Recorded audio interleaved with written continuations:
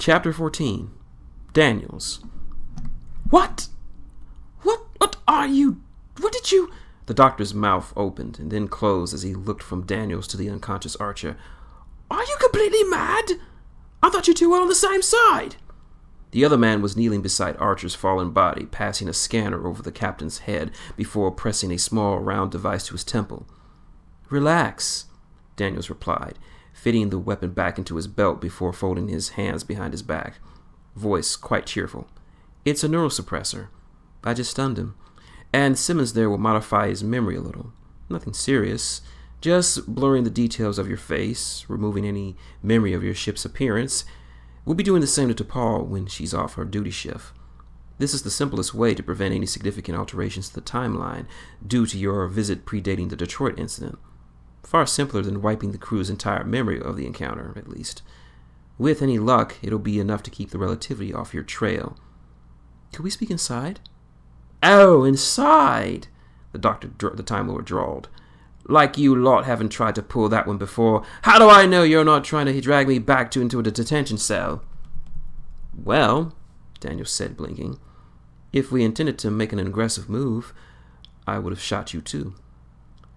Sighing and narrowing his eyes a little, the doctor hesitated, obviously considering making a dash for the blue box in front of him. Finally, however, he marched towards the TARDIS with narrowed eyes. His hand lifted and his fingers snapped sharply, the doors flying open as he slipped inside, leaving a slightly startled Daniels to follow in his wake.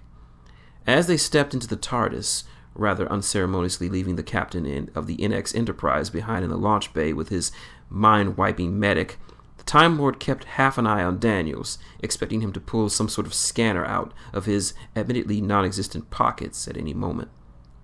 Snapping your fingers, Daniels muttered, actually looking a little surprised as he shut the door behind him. Doesn't that seem like a poor security measure? Not when it only works when I do it, the doctor replied airily, quickly changing the subject as he hopped up the stairs of the TARDIS console. So, Daniels, like multiple Daniels, is a time paradox joke if I've ever heard one.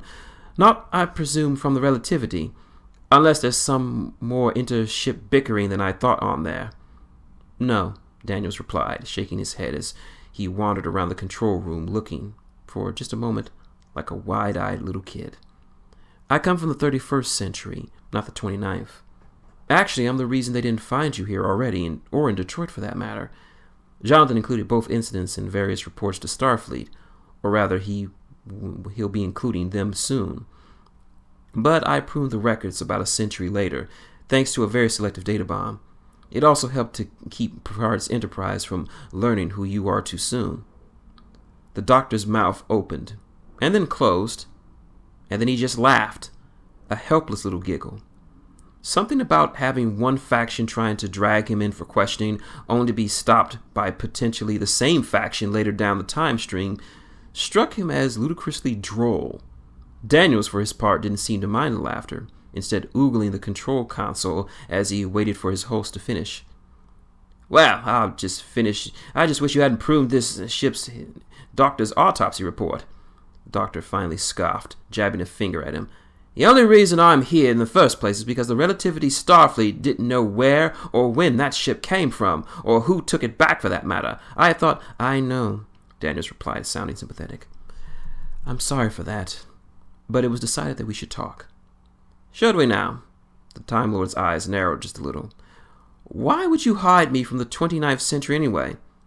Was only yesterday your great-great-uncle 5 times removed or whatever was interrogating me just for dashing into my poor box, minding my own and occasionally everybody else's business.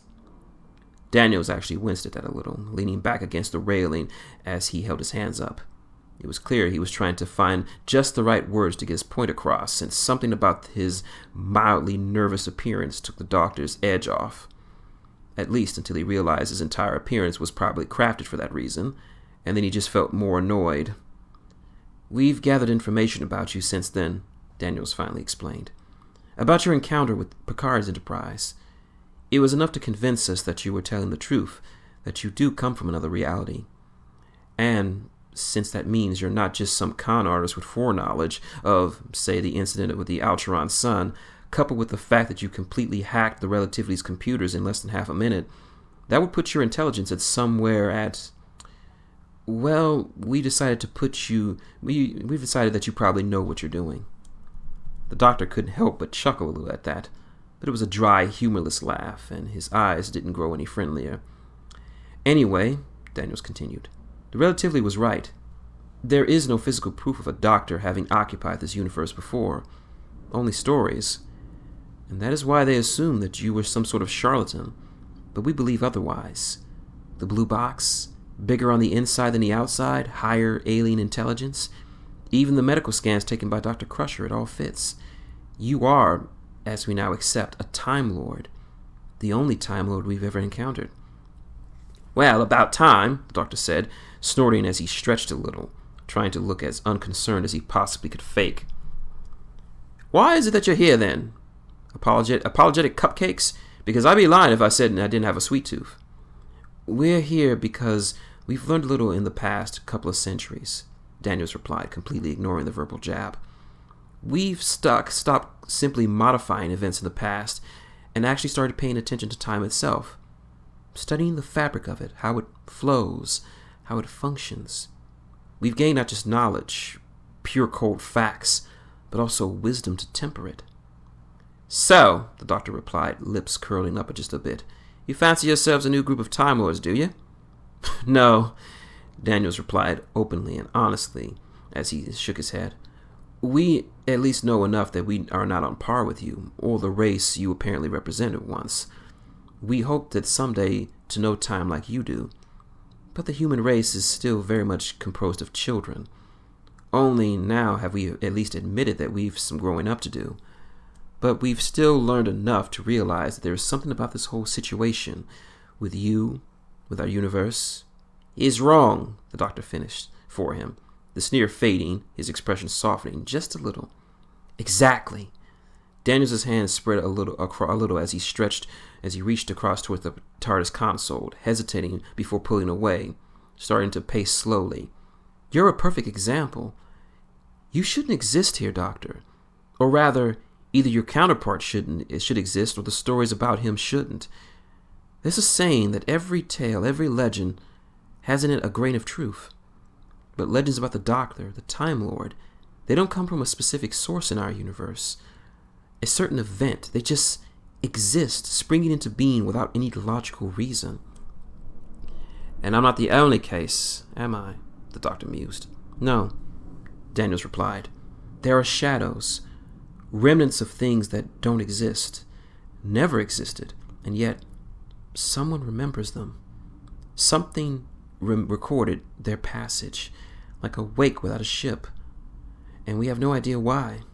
We were kept busy for a long time with a conflict between various hostile factions, but we only recently settled that, so now we can focus all of our attention on just what's wrong with our universe. The doctor idly stepped from one side of the control room to the other, then back again, unusually silent, unusually subdued. Why me? He asked, thumbs tugging at his suspenders. Far as you know, I might as well be a fraud. All of our resources, all of our knowledge has gotten us nowhere, Daniel snorted, just once, sounding both amused and a little apologetic. You seem like the sort of man who gets things done, fraud or no. You certainly got things done on the relativity. You're looking for answers. So are we. And, the doctor mused, I presume you want me to share them should I find them. What do you offer in exchange? Protection, Daniels explained. We'll do everything in our power to keep your movements hidden. But you have to understand, if you make any changes in the timeline during your travels, anything that ripples down towards the 29th century, the Starfleet of that time period will send operatives to capture you. Now, records, reports, logs, we can keep those from reaching the 29th century. Cut off their paper trail, so to speak. But if you're reckless and they find you, you're on your own. We can't directly interfere with our own past actions, not without complicating the timeline to the point of a paradox.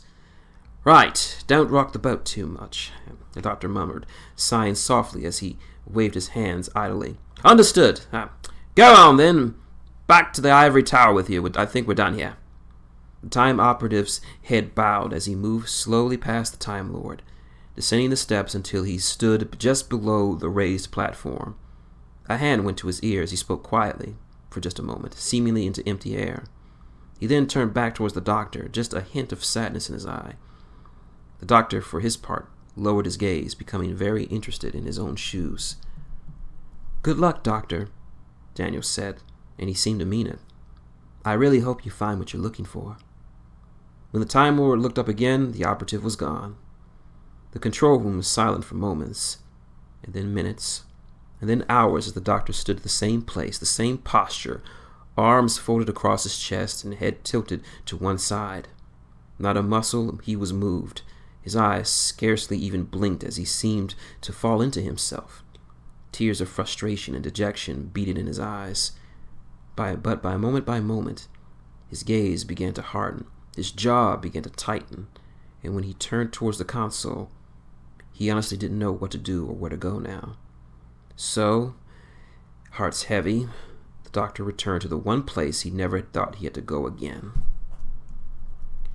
The same planet as the beginning of time, no sun, no moons, and yet inexorably both heat and air. It had been disconcerting enough when the doctor had to travel here in the company of Picard, but it was far worse traveling here on his own. The moment he stepped outside, the doctor could all but feel the emptiness pressing in around him, the undeniable fact that there was absolutely nothing out there. Still, he was driven, and kept his gaze determinedly forward as he marched out beyond the comforting lights of the TARDIS's open doors. Once again, he could see no sign of it. Yet once again, he spun to his left, then right. Once more he called out, "Show yourself!" The doctor called out, spinning in place. "As you wish." Once more that blinding flash of light, and once more the Guardian was revealed, the arc glimmering as the starless night turned into blinding day. "This is what you meant, isn't it?" the doctor called out, hands spreading wide as he approached. "When you said I'd be seeking answers, it wasn't on how to get back to my world. It was on how this world first came to be in the first place. No doctor, no Time Lords, nothing about who I was but myths and echoes, and I don't know why.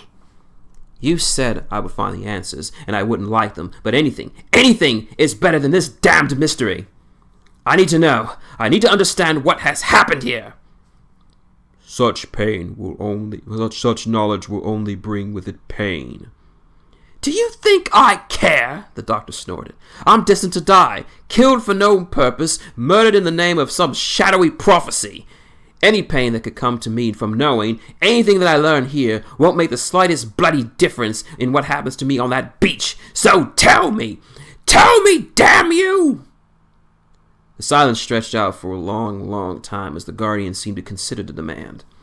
The doctor's eyes narrowed into slits, his breathing coming in short gasps, waiting, hoping. "The answer is beyond me," the Guardian finally admitted. "I reveal only that which is, not that which has been." The doctor's eyes widened as he stumbled back just a couple of steps, and then he started to chuckle, shaking his head, feeling the panic rise higher and higher. "The same stupid line," he muttered. "You keep spouting the same answer, as if this somehow was going to mean something. Maybe you don't know the answer, which I'll admit terrifies me to no end. Is there anyone, anything in this entire universe that could tell me, anything at all, anywhere at all?" "Those who understand the universe's mortal coil have since left it," the Guardian replied solemnly. "It would take 10,000 minds, 10,000 years to understand the scope of what has been done and what has been lost." "Oh, well, as long as it isn't anything complicated," the doctor bellowed, stalking back towards the TARDIS. "Fine, on my own then, just like I like it. You can sit on your lifeless little rock until the universe ends for all I care." The Guardian felt silent, and as the doctor left, it went dark again, patiently waiting the billion or so years until there was life enough to come visit its surface again. Storming into his blue box, the Time Lord slammed the door shut and began to pace back and forth, his heart pounding in his chest, his hands tugging at his hair. He had been told a certain gold-eyed android not too long ago that he was never going to be tired of saying he didn't know. But that had been a blatant lie. He now realized, because he was beyond tired of not knowing, he was sick of having the answers so far away, of having even the means to get the answers beyond his reach. What was the point of being able to go anywhere in space and time if there wasn't anywhere that could help? Bloody useless prattling. The doctor gave a sudden, wordless roar, kicked the side of the control panel. Can't reveal that which has been. That's been its entire sodding stick. 10,000 years for 10,000 minds to figure it out. Where am I going to find a room big enough for people who are bored enough to puzzle out something? Oh! The doctor's fingers snapped as his eyes widened. Oh! Sprinting back to the door, he pulled them open again and stuck his head out. Forget what I said, he called out to the darkness, jabbing his finger around and grinning. You are absolutely fantastic. Love the Guardian. Off I go then. You have fun there. With a spring and a step, the doctor shut the doors, locked them, and then sprinted back to the control console. Dragging over the monitor, his fingers twitched and twirled as he scrolled through the Relativities database, humming softly to himself. He had an inkling of an idea as to just what he wanted, but the truth be told, he didn't have enough specifics to get away with it. And it was going to be far too dangerous to simply rely on his usual brand of make it up as he went along. It was time to find some help, and fulfill a promise he had made. But if he was going to keep from drawing too much notice, he would have to find a perfect point of entry. And there it was. His eyes lit up as the incident report flied across the screen.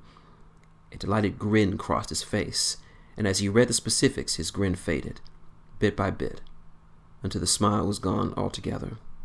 In its place was a simple, pure determination as he entered the proper coordinates. Flipping the lever, the TARDIS lurched forward as it dematerialized from the planet's surface, leaving the Guardian of Forever behind. For the last time.